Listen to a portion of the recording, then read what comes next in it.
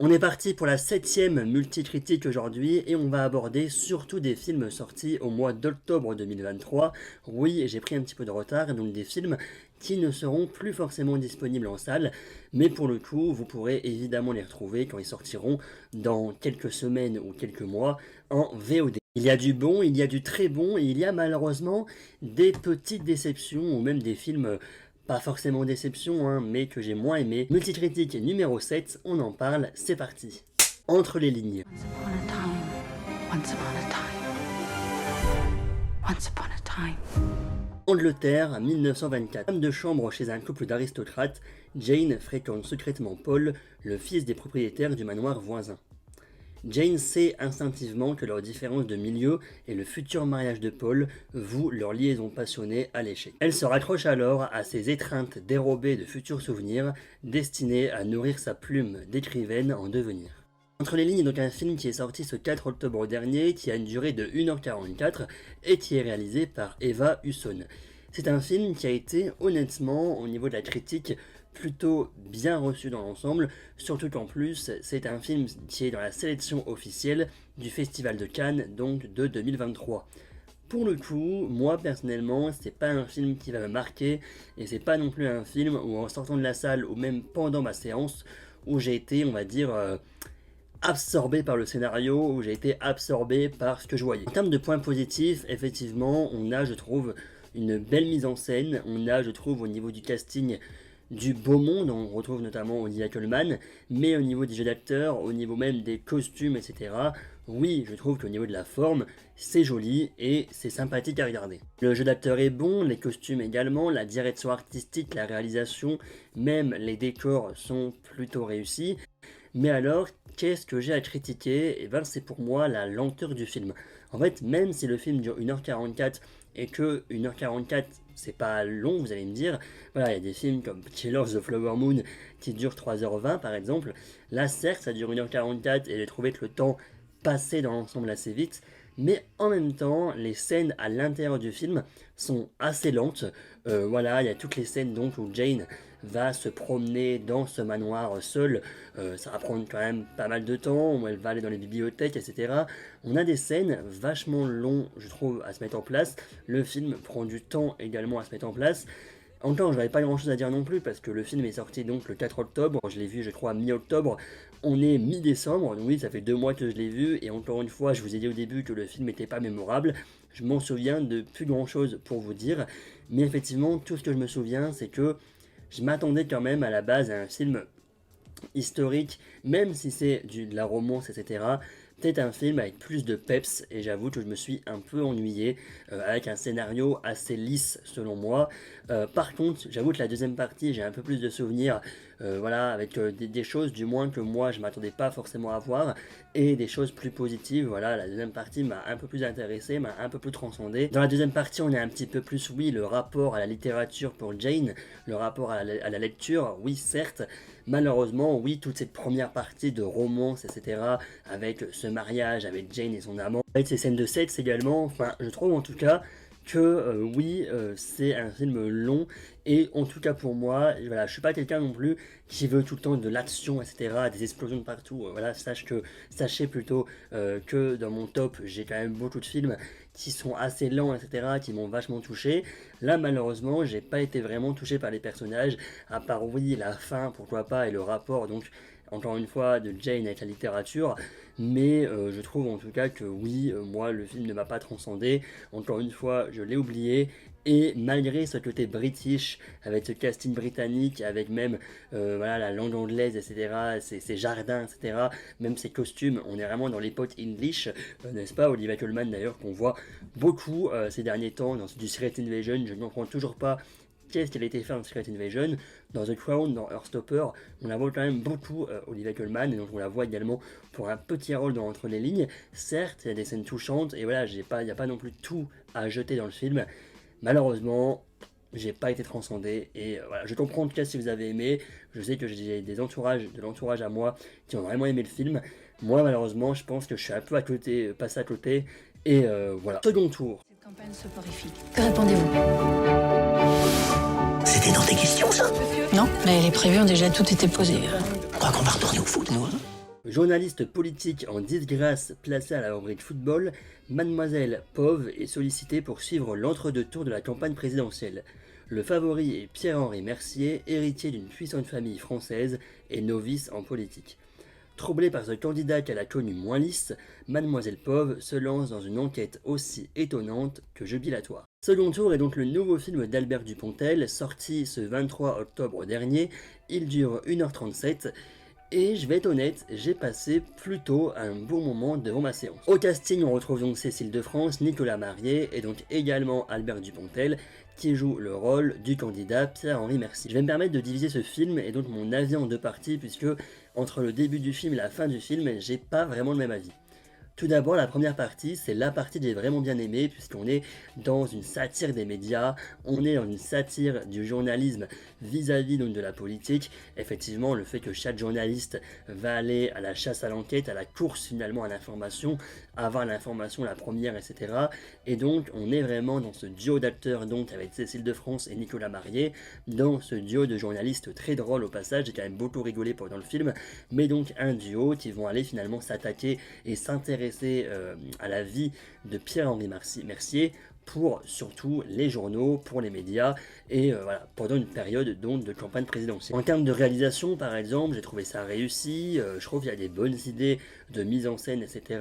De la belle mise en scène, un bon casting qui est drôle, et donc une satire de la politique, des médias, surtout en sa première partie, et vis-à-vis donc de mes études de communication, effectivement j'ai étudié les médias, et j'étudie tout ce qui est journalisme et le rapport finalement à l'information que les journalistes peuvent avoir. Évidemment, je mets pas tout le monde dans le même panier, mais vous avez compris l'idée. Cependant, on va inverser les rôles par rapport à Entre les lignes. Là, c'est la deuxième partie que je trouve moins bonne que la première. Je trouve en tout cas que le scénario se suffisait à lui-même dans sa première partie. Encore une fois, satire politique, etc.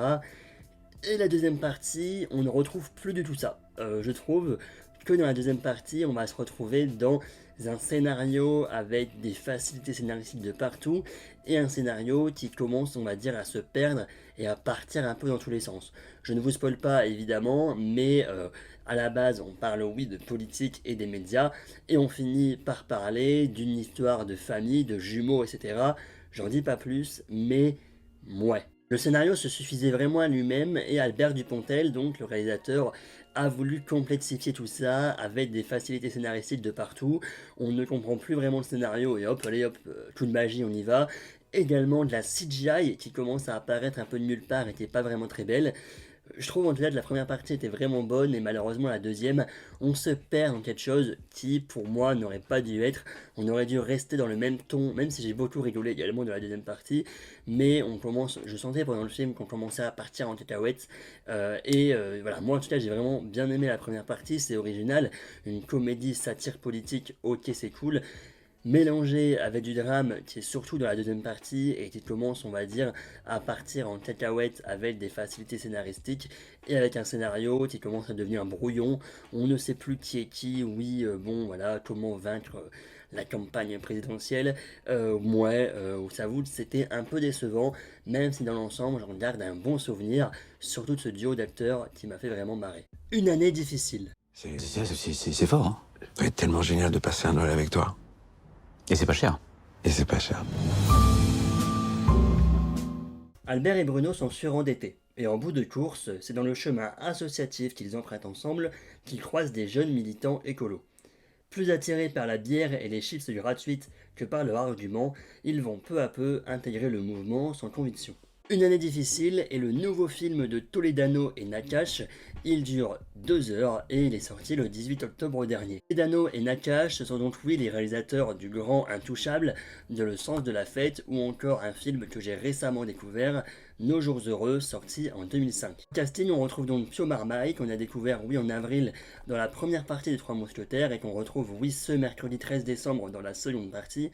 On retrouve également Noémie Merlan et le grand et fameux Jonathan Cohen. Une année difficile, j'ai passé vraiment un très bon moment devant le film. J'ai bien aimé, voilà tout simplement. Je pense que j'aurais pas énormément d'arguments pour ce film. C'est un film oui de comédie et comme vous le savez peut-être si vous suivez mes vidéos en général, moi j'aime beaucoup, je suis friand de l'humour de Jonathan Cohen. Voilà, que ce soit dans Astérix et Obélix, c'est un peu lui qui m'a un peu sauvé mon film. Voilà, j'avoue, j'ai plutôt bien apprécié Astérix Obélix. Bon, j'ai mis 4 sur 10, je crois, voilà, c'est pas de l'Orion non plus, mais j'ai plutôt bien apprécié. C'est également lui, pour moi, qui fait tout Sentinelle, évidemment, le fameux Sentinelle, on l'a vu également dans Le Flambeau, c'est là notamment que je l'ai découvert, Le Flambeau, La Flamme. Bref, oui, Jonathan Cohen, c'est une personne que j'apprécie en tout cas, et que voilà, moi son humour me fait rire et c'est tout ce qui compte. Maintenant, je trouve effectivement que l'illustration donc des messages écologistes à travers les militants donc qu'on voit dans le film, je trouve qu'elle est à prendre en demi-mesure. Il manque pour moi du drame en fait dans le film. Certes, c'est très rare que je dise ça, mais je trouve que pour un thème comme ça, pour un thème pour l'écologie, etc., on a davantage d'humour et j'ai l'impression qu'on prend quand même ça plutôt à la légère par rapport à ce que pouvait vraiment être le film.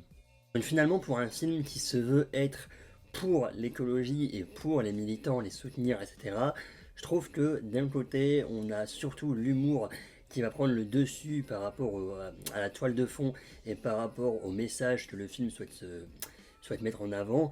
Et en plus, on a également, oui, pour moi, Jonathan Cohen et donc Pio Marmaille, ces deux personnages, les personnages, hein, Albert et Bruno. Bon, certes, on a toute l'histoire de leur surendettement, etc. Mais vis-à-vis des militants, on sent, comme dit le synopsis, qu'ils sont là plus pour la bière et les chips que vraiment pour leur argument et pour l'ambition du projet d'être militant écologiste. Et on va limite, oui, se moquer d'eux et se moquer de leur vie, etc., de comment ils vont fonctionner voilà, c'est-à-dire par exemple, ça je m'en souviens du fait que leur maison, leur appartement est vide et que s'ils veulent mettre un nouvel objet dans leur maison, ils doivent en retirer un. Bref, on va quand même surtout s'intéresser à l'histoire de Bruno ou Albert, un des deux, du coup je ne sais plus, je suis perdu, enfin l'histoire en tout cas du personnage de Pio Marmaille, voilà, qui est donc surendetté, etc. Et également à l'histoire avec le fils de Jonathan Cohen, et encore fils que l'on ne voit pas. Voilà, je trouve qu'il y a également pas mal d'intrigues secondaires qui n'ont pas forcément été exploitées, parce que à la place de faire un truc vraiment plus dramatique, etc., avec des choses vraiment intéressantes par rapport au message que les réalisateurs voulaient aborder, là on se retrouve malheureusement avec un film beaucoup plus humoristique. Certes, j'ai passé un très bon moment quand même, mais l'humour a pris le dessus pour moi sur les messages que le film voulait aborder. Personnellement, j'avais vu le film en avant-première un mois, je crois, avant sa sortie, donc avec l'équipe du film qui était venue également présenter le film au mois de septembre. Et j'avoue que même le débat à la fin, avec les questions-réponses, etc., entre le public et les acteurs, était un petit peu tendu, on va dire, puisque bon voilà, certaines personnes ont aimé le film, certaines personnes ont un peu plus lié leur côté écologique et politique. Oui, bon, et évidemment la fameuse question, le film qui est diffusé par Canal+, oui, ça a posé problème, on peut l'entendre, et donc ce film a été finalement plus débat, il a surtout divisé en termes de critiques. Voilà, moi j'ai des entourages qui ont mis 1 étoile, d'autres qui ont mis 3 étoiles. Vraiment, le film a divisé. Moi, personnellement, j'ai mis 6 sur 10, je crois, donc j'ai mis 3 étoiles sur 5. Puisque oui, j'ai passé un bon moment, parce que le casting était là, et parce que oui, j'aurais aimé avoir des scènes plus impactantes, en tout cas, sur ces thèmes. Là, oui, voir Jonathan Cohen qui analyse les billets de 10 € et de 20 € par rapport au pont, oui, bon. Et la fin également m'a un peu perturbé, mais enfin, voilà. En tout cas, bon divertissement, et ça aurait pu être mieux, je pense. Mars Express.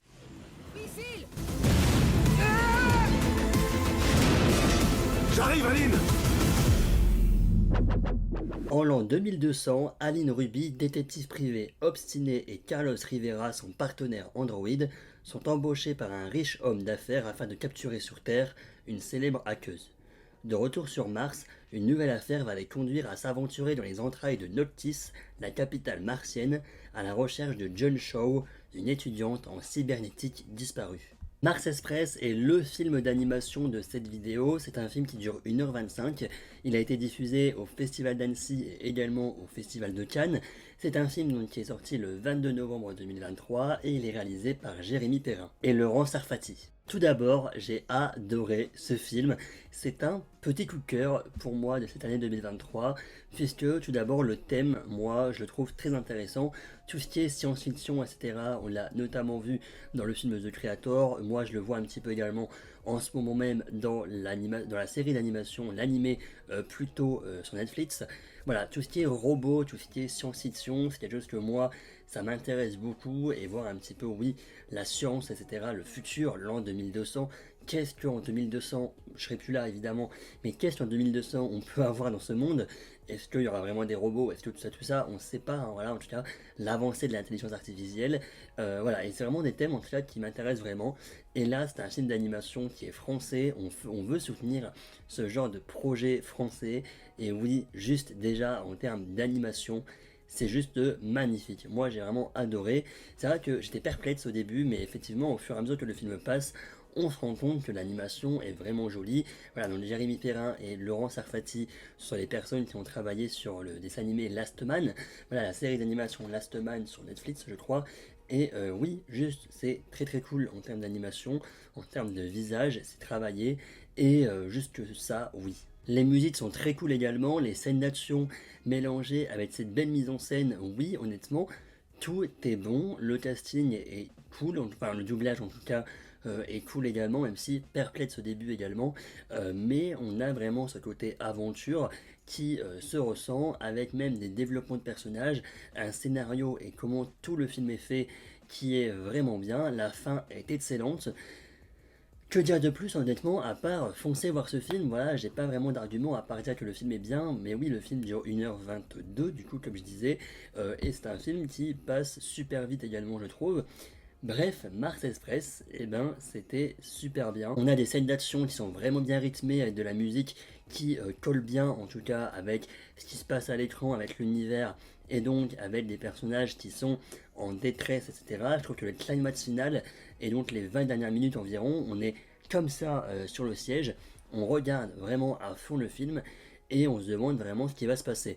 Il y a des plot twists également qui sont plutôt intéressants. Le film va donc mélanger plusieurs genres différents. Oui, on a le côté science-fiction, le côté thriller également, puisqu'on est tout simplement sur une enquête de 1h30, enfin 1h20 on va dire du coup.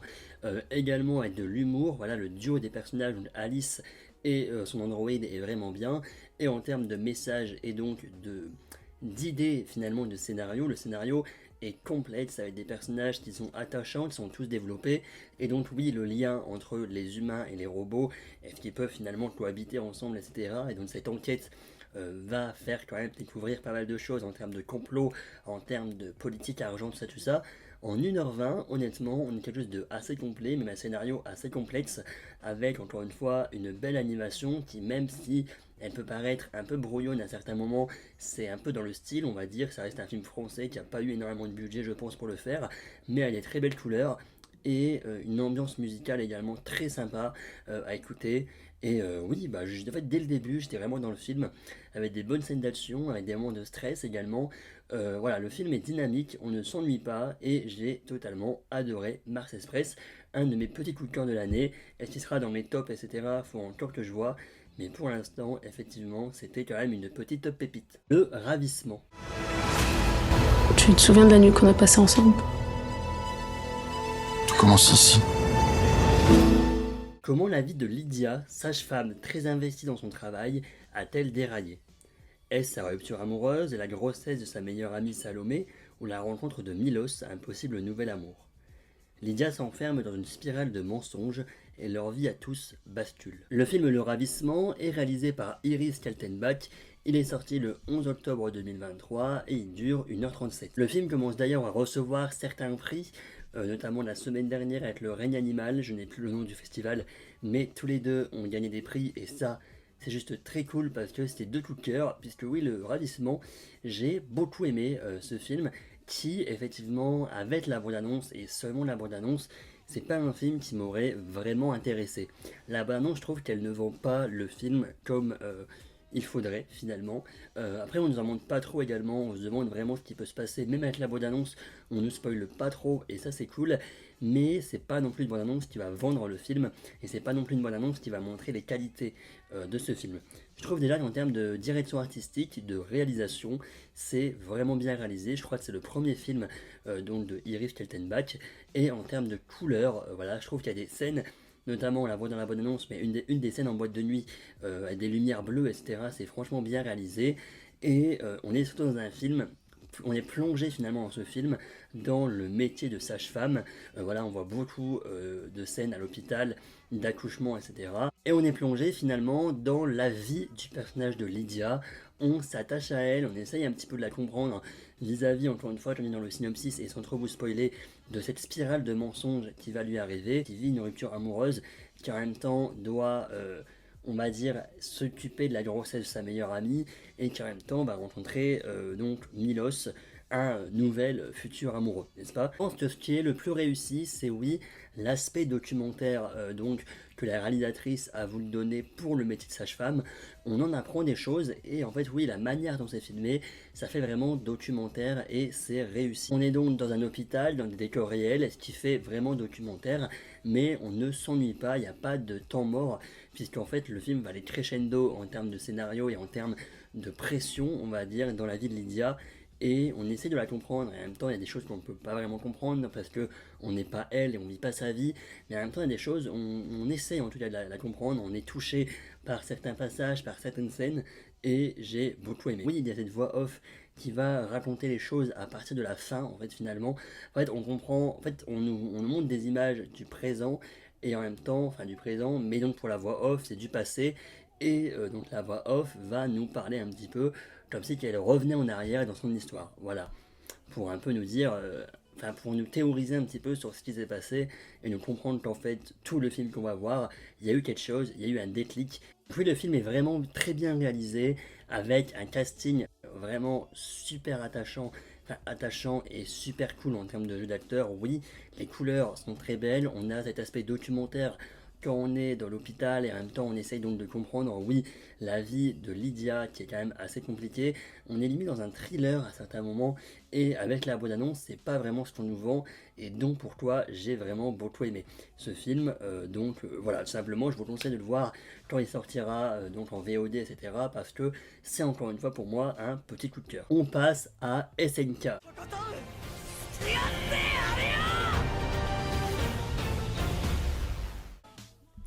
Shingeki no Kyojin, la saison 4 est enfin terminée.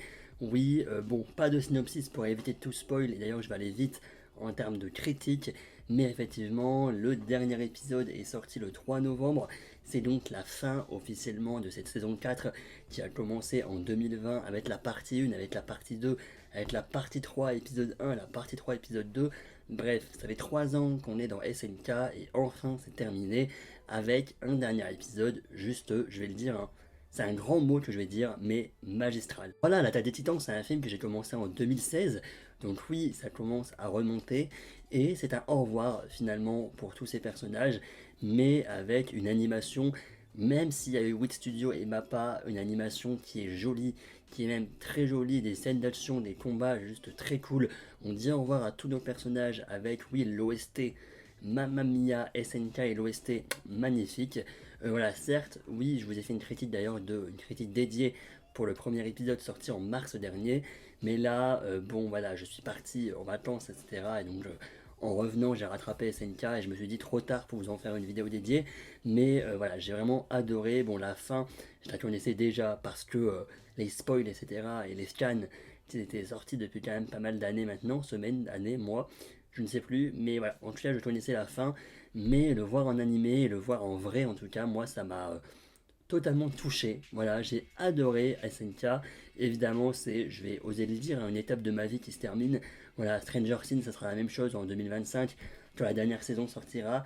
Mais voilà, voir un animé qu'on suit depuis 2016 se terminer, oui, ça fait toujours quelque chose. Je trouve en tout cas que la réalisation est vraiment bien, et je pense que je trouve que l'adaptation manga animé a été bien réussi, même si je lis pas le manga, je pense en tout cas que ça a été bien réussi. On a effectivement au fil des saisons, et notamment au fil, surtout saison 2, 3, voilà, et surtout dans ces deux derniers épisodes de la saison 4, on a vraiment ce côté psychologique qui va être encore plus mis en avant. La mort d'Innocent par exemple, avec, bon sans spoiler, les titans qui marchent pour tuer des humains, pour les écraser. Oui, on a des scènes quand même vachement percutantes en termes psychologiquement parlant, on va dire. Voilà, la violence, etc., les couleurs qui sont au fur et à mesure des épisodes de plus en plus sombres, avec ce rouge qui va de plus en plus être mis en avant. Oui, tout simplement, voilà, on revoit des anciens personnages, on dit vraiment adieu, même à tous les personnages, mais on redit adieu à certains personnages décédés dans les saisons précédentes, voilà, à travers des flashbacks, etc. Le scénario s'est certes complexifié au fur et à mesure des saisons, mais c'était une grande réussite. Voilà, je sais pas trop quoi dire d'autre honnêtement, à part que c'était vraiment bien, et si jamais vous n'avez toujours pas commencé SNK, et ben foncez, voilà, est-ce que vous pouvez découvrir le monde des animés avec SNK? Honnêtement, vous allez peut-être mieux comprendre le fait qu'un animé, c'est pas forcément que de la bagarre, et qu'il y a vraiment ce côté psychologique qui rentre en jeu. Après, il y a Death Note, évidemment, si vous voulez encore plus de psychologie. Mais voilà, voilà. Et au revoir Eren, au revoir Armin, au revoir Mikasa, au revoir tout le monde. Et c'est la fin. Todd Pilgrim prend son envol.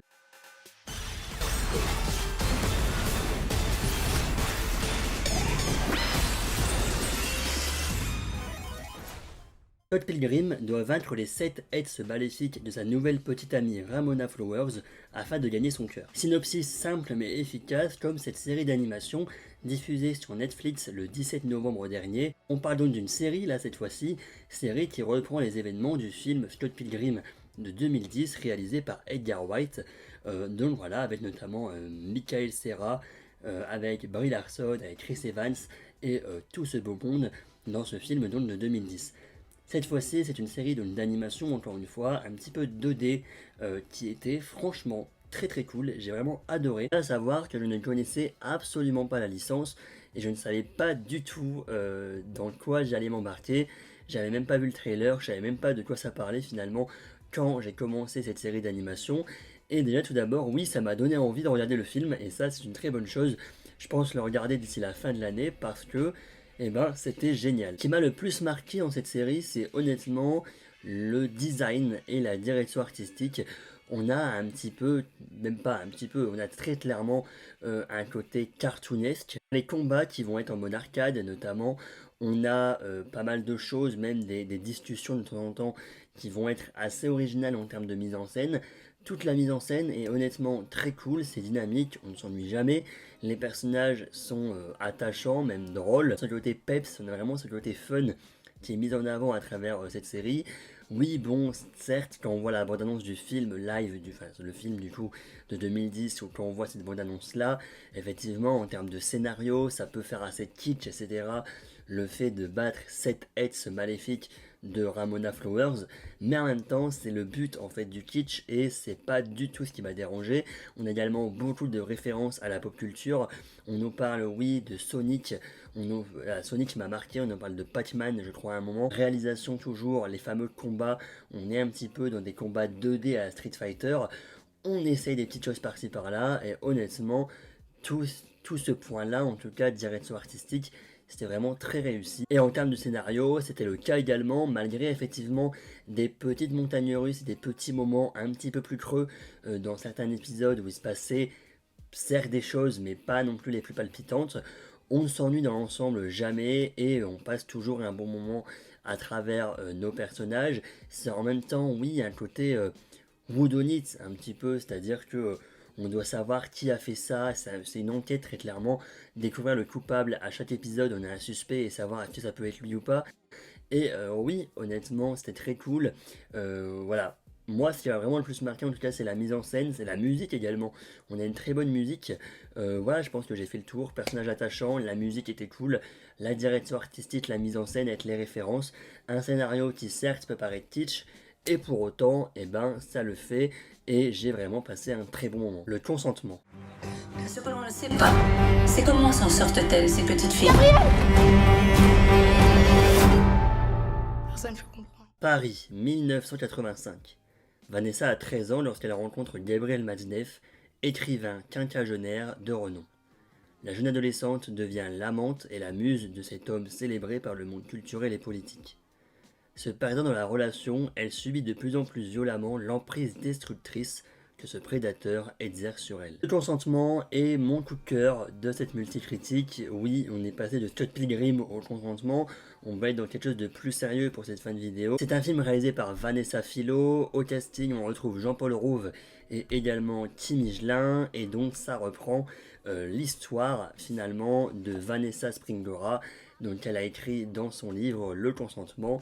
Voilà, on reprend cette histoire, on reprend la vie de Vanessa Springora dans cette emprise. Le film a eu le droit à l'effet TikTok ces derniers temps, puisque oui, moi j'ai été le voir le jour de la sortie et c'était un film honnêtement que j'attendais beaucoup, j'avais entendu parler il y a déjà quelques mois de ça, et oui honnêtement c'est un film que j'attendais notamment pour le casting, puisque voir Jean-Paul Rose dans un autre rôle, très clairement vraiment autre rôle, et Kim Michelin que personnellement j'avais découvert dans Plan B avec Julie Debona, voilà, dans une série de TF1, voilà, moi j'étais plutôt content notamment de la retrouver dans un rôle totalement différent, et donc oui, je voulais aller voir ce film, je l'attendais, j'ai donc été le voir le jour de la sortie, et effectivement, vous vous en doutez, je n'en suis pas sorti indemne. J'ai 50 ans, t'en as 14 à peine. Il se sert de toi. Ce qui se passe entre nous, c'est très beau, c'est très rare. Ce n'est que de l'amour. Évidemment, je trouve que ce serait mal placé de parler de réalisation, de parler de mise en scène, etc. Oui, ok, en tout cas de direction artistique, le film reste joli, mais c'est pas du tout dans cet ordre-là qu'on va se diriger. Là, on est plus dans l'effet psychologique, entre guillemets, que le film va avoir. Effectivement, il n'est pas non plus à mettre entre la main de tout le monde. Il y a des scènes assez choquantes, assez perturbantes, il faut vous l'avouer. Voilà, le film est interdit au moins de 12 ans, et j'ai envie de dire seulement moins de 12 ans. Enfin, moi, ça me surprend très clairement quand on voit les scènes de sexe super explicites entre un homme de 50 ans et une fille de 14 ans. Oui, effectivement, c'est pas du tout cohérent de voir un film seulement interdit au moins de 12 ans. Voilà, au moins de 16 ans s'il vous plaît, parce que très clairement, il y a quand même des scènes assez difficiles à voir. En termes de casting, en tout cas, oui, Jean-Paul Rouve est totalement méconnaissable. On passe quand même de Jeff Tuch à donc Gabriel Maznev. Oui, bon, on a l'écrivain prédateur. On sent finalement l'emprise que peut avoir cet homme sur les jeunes filles. Et ça fait très clairement peur, en fait, tout simplement. Voilà, c'est vrai que du coup, forcément, c'est une histoire vraie. Donc Gabriel Maznev n'a jamais été condamné pour ces histoires de viol, etc. et d'emprise. Même Jean-Paul Rouve l'a dit dans une interview dans l'émission sur France 2 le dimanche soir, là, je ne sais plus le nom. Je vous la mettrai ici, mais effectivement, il a dit que... Enfin voilà, c'était un rôle très compliqué pour lui et que...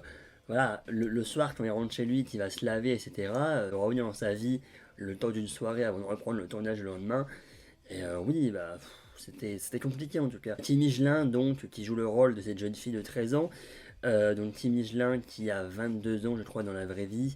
Voilà, je préférais le préciser parce que, en termes, je trouve, de maquillage, de tenue, de coiffure, etc., on dirait vraiment qu'elle a 13 ans et c'est encore plus... Bref, j'ai pas grand chose à dire de plus, on va être honnête. Je pense que je vais vite conclure la vidéo, mais tout ce que j'ai à dire sur le consentement, c'est que oui, j'ai totalement adoré, j'ai totalement été pris dans le film, même si c'est bizarre à dire, mais le film nous glace le sang et le film est glaçant, voilà, tout simplement, avec un Jean-Paul Rouve qui est dans le rôle et qui est clairement, même totalement dans le rôle, limite à faire peur. Et oui, voilà, on a juste cette emprise d'un Gabriel Maznev traumatisant qui et donc grâce à sa manipulation et grâce à son grand charisme d'être écrivain arrive à manipuler une pédophile tout simplement et manipuler des jeunes filles. Malheureusement Kim Michelin est tombé dedans. On a Kim Michelin, le personnage joué par Kim Michelin, donc Vanessa Springora. On a également donc la mère, donc c'est Laetitia Casta, qui est une mère, comment dire, qui limite accepte cette relation, mais une relation entre un homme de 50 ans et une fille de 13 ans, c'est pas du tout sain, évidemment, quoi dire de plus, et donc là, voir la mère qui est comme ça et qui accepte finalement, c'est encore plus choquant je trouve, et aussi les scènes de sexe qui sont mais totalement explicites, voilà, la première fois donc d'une petite fille de 14 ans avec un homme de 50 ans, tout ça, oui, c'est montré et comment dire que j'ai quand même dû fuir le regard de l'écran à certains moments parce que c'était trop intense pour moi, n'est-ce pas? Je trouve que le film en tout cas représente vraiment bien cette emprise. C'est perturbant, j'avoue, je l'ai vu il y a maintenant 2 mois, encore une fois. D'ailleurs, il est encore en salle si ça vous intéresse, mais encore une fois, c'est pas un film à mettre entre les mains de tout le monde.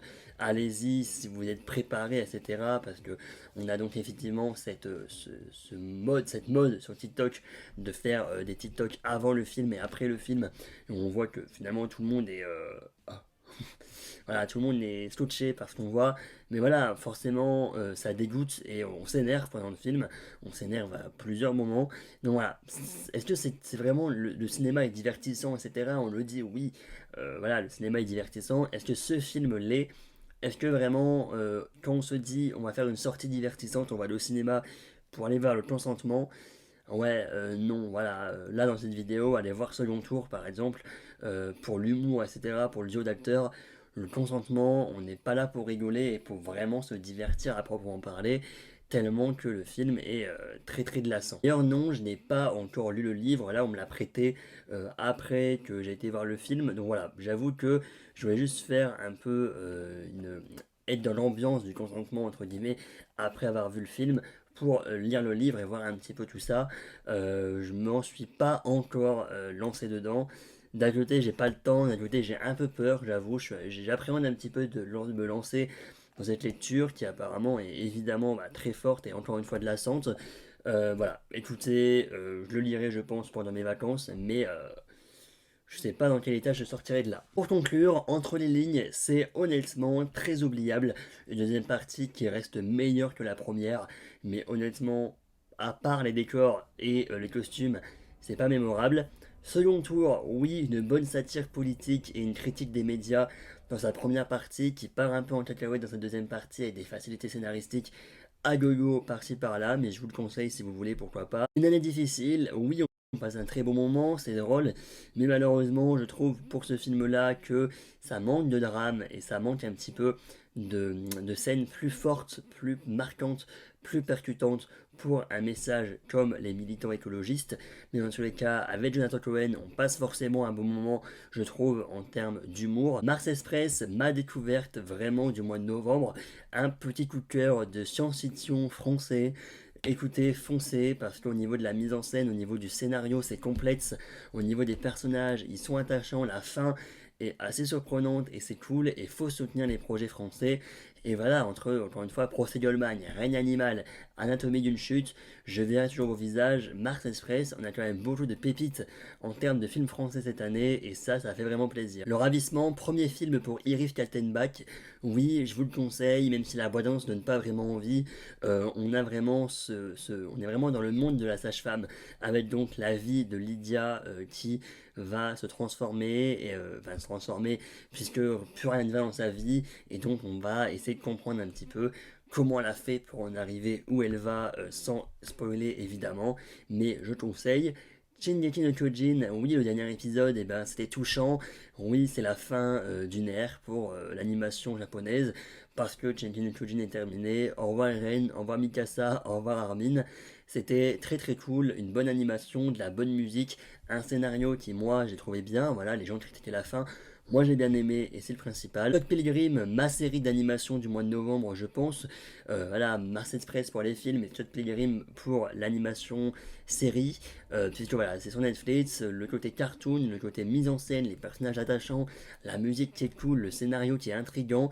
Oui, très hâte de voir donc le film sorti en 2010. Et enfin, le consentement, oui, c'est mon coup de cœur de cette multicritique. J'ai adoré, mais en même temps, c'est bizarre de dire adoré parce que c'est glaçant, parce que ça fait peur même. On a le duo d'acteurs est juste incroyable dans leur rôle. Jean-Paul Rouve est glaçant dans sa manipulation, dans son emprise. Tim Michelin est très très bien dans son rôle également, j'ai envie de dire. Voilà, il y a quand même certaines scènes choquantes et pour moi, le moins de 12 ans reste quand même assez léger pour ce genre de film.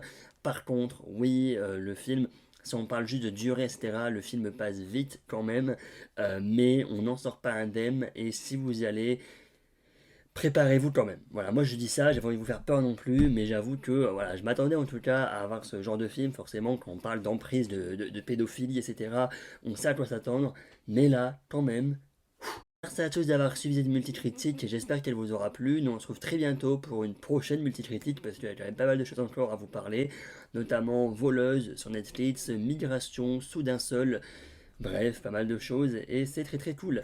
Bref, merci à tous, à la prochaine pour une prochaine vidéo. Salut, salut, peace.